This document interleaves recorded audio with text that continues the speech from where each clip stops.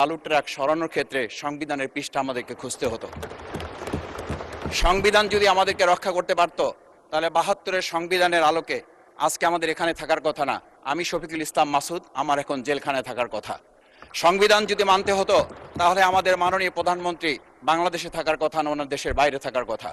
সংবিধান মানতে হলে বর্তমান স্বরাষ্ট্রমন্ত্রীর এখন দেশের বাইরে থাকার কথা ছিল।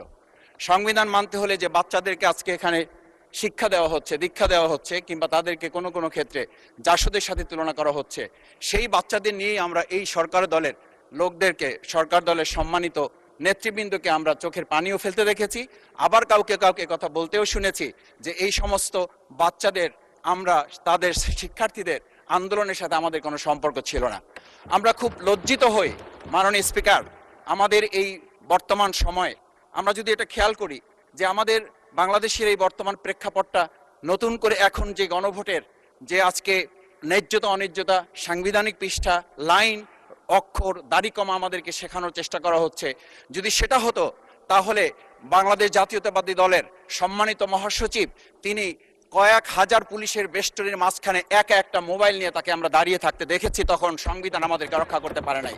মাননীয় স্পিকার, আমি ৩৫০ মামলা নিয়ে ৭ মাসের ব্যবধানে, আপনিও আমার ২-১টা মামলাতে আপনি আমাকে সহযোগিতা করেছেন, সেটা এই সুযোগে ধন্যবাদ জানাতে চাই।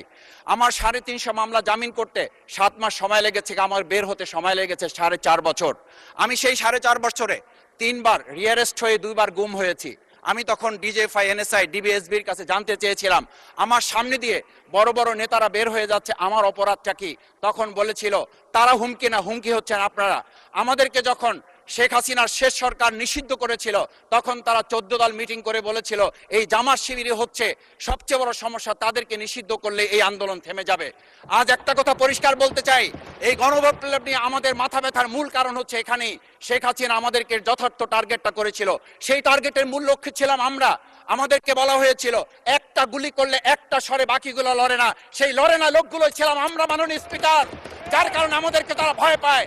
আমরা এখন বর্তমান সময় ভিডিও দেখতে পাই যে শেখ হাসিনা বাইরে থেকে বলেছিল আমরা এই দলকে ভোট দিতে বললাম, আর সেই দল আমাদের সাথে আবার বিশ্বাসঘাতকতা করেছে। আমরা সেই শেখ হাসিনার বক্তব্য শোনার পর আমরা কাউকে আজকে এখানে বলতে শুনে নাই শেখ হাসিনার ওই বক্তব্য সঠিক নয়। এই মানুষ প্রতারিত হয়েছে, বেইমানি করা হয়েছে।